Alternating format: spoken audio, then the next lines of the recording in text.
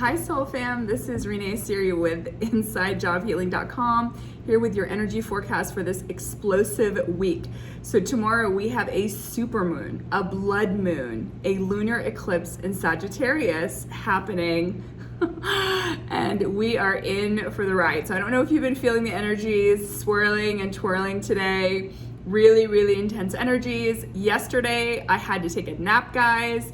I did some fasting and drank a lot of green juice and ate a lot of greens to detox myself, because the way that you can move energy through, especially stagnant energy, is by fasting or detoxing with lots of greens, and that'll help you get rid of the emotional, energetic weight as well as your physical weight. So this is a really great time for you to purify your vessel and get ready for these crazy energies. So why is it an eclipse? So eclipses happen usually every 6 months about, and they happen in twos, and they happen around the north and south axes, which happen to be the north is in Gemini, and that's where the sun is, and the moon is right there in the south node, which is in Sagittarius. That's why we have a full moon in Sagittarius tomorrow. Okay guys, so the effects could be felt tangibly a few days before and a few days after, but the effects of these kind of lunar eclipses and eclipses in general last for up to 6 months, if not years. And so the last time we had a eclipse in Sagittarius was December of 2020. And so whatever we kind of started there, whatever changes, whatever shakeups we've had there, now this is kind of a culmination of that. However, the coast is not completely clear because we have Venus and Gemini we have Venus and Mercury, I should say, in the sign of Gemini, right? Close to the nodes. It's been there for a few weeks now. They're going to move out here soon. But Venus is all about relationships and money, right? And so there's something from the past that we did not communicate, and it's still kind of left unsaid, and now we're going to have to fix it, right? So there's still something lingering from the past. So that way we have to go back and communicate that and fix that. Again, Venus, relationships, money, Mercury, communication. We're going to have to communicate that and fix that and not be, hard on ourselves or beat ourselves up for not fixing this issue earlier. But this issue from the past is lingering, having to do with relationships and money. And for us to really truly step into this blessed chapter of our lives, we're going to have to rectify that. So guys, having said that, I highly encourage you not to make any big decisions between the 26th of May and the 30th of May. So, and actually after June 1st, to be honest. So for those 2.5 days or more, you're going to be very emotional, because that's what the moon does. It's a water sign. It's very mutable. It's murky, right? We have, we have Gemini involved, Sagittarius. So anytime you have these mutable signs, there's a lot of changes. There's a lot of emotions.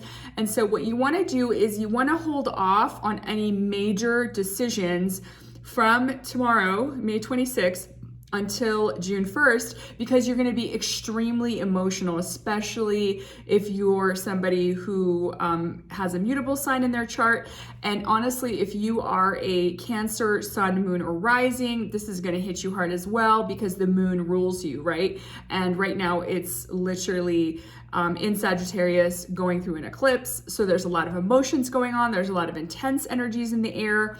The moons also affect, water and tides. And we are mostly water. We're over 70% water.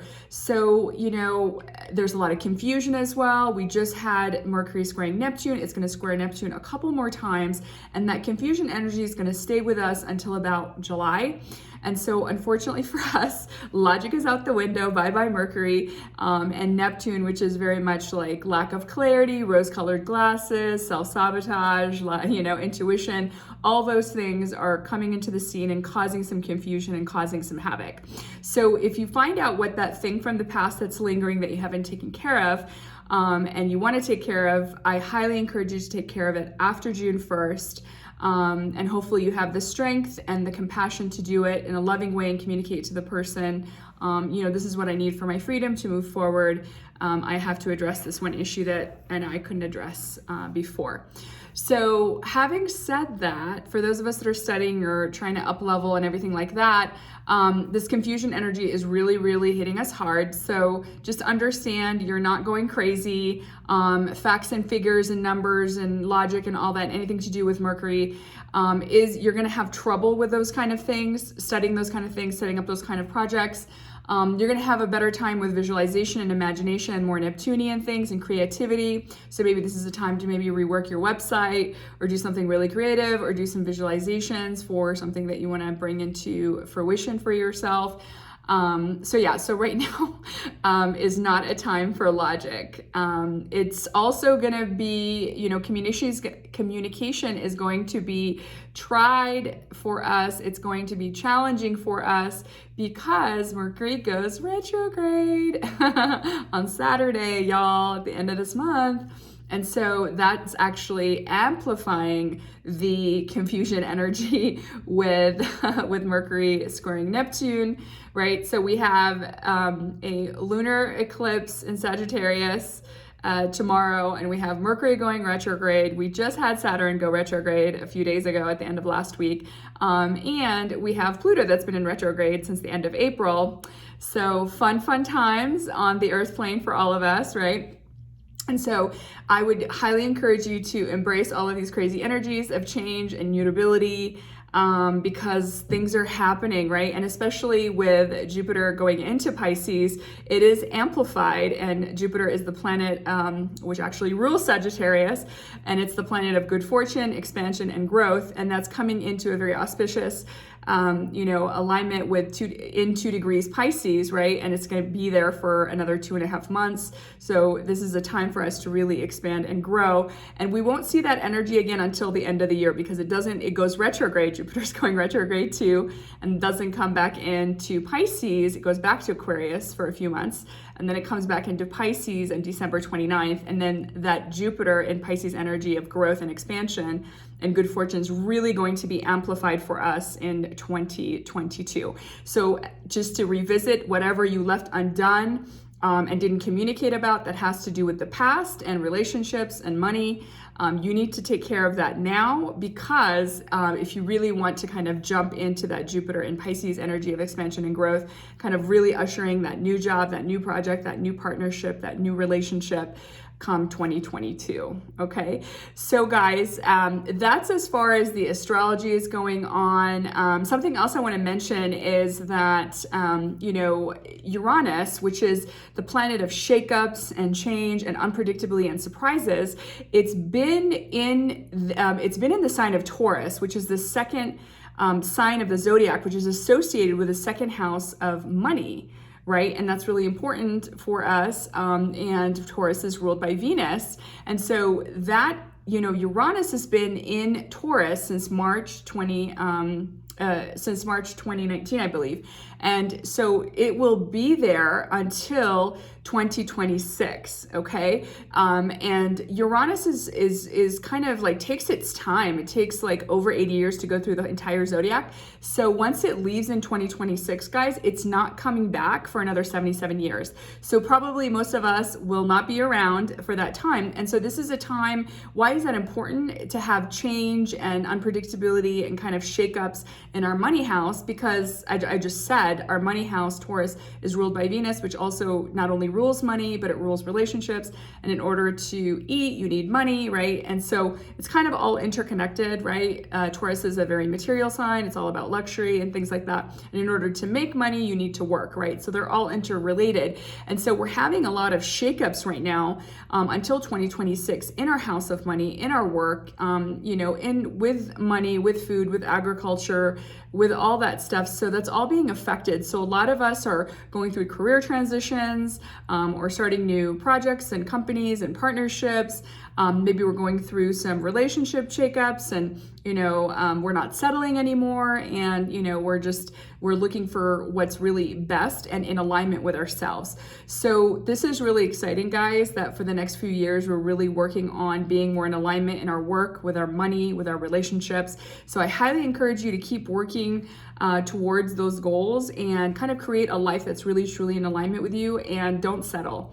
It's really time for us as a human collective to get out of the victim consciousness and step into the victor consciousness. And really what that means is we need to stop playing the victim. We need to stop living out of fear, and we need to allow the ego death that is occurring right now. So for those of us that have been doing a lot of work over the last few years to get ourselves ready for this point in the cosmic calendar, a lot of us are experiencing the death of the ego. And it's very bizarre because the ego is very reactive. The ego likes to control things and micromanage things. The ego doesn't really truly trust the universe. The ego forces things instead of bees in its power because it thinks it has to do everything on its own. And so as we let the ego die, really a lot of us were tested in the month of May, and now we're coming to the end of that and starting eclipse season, which is going to be so much fun.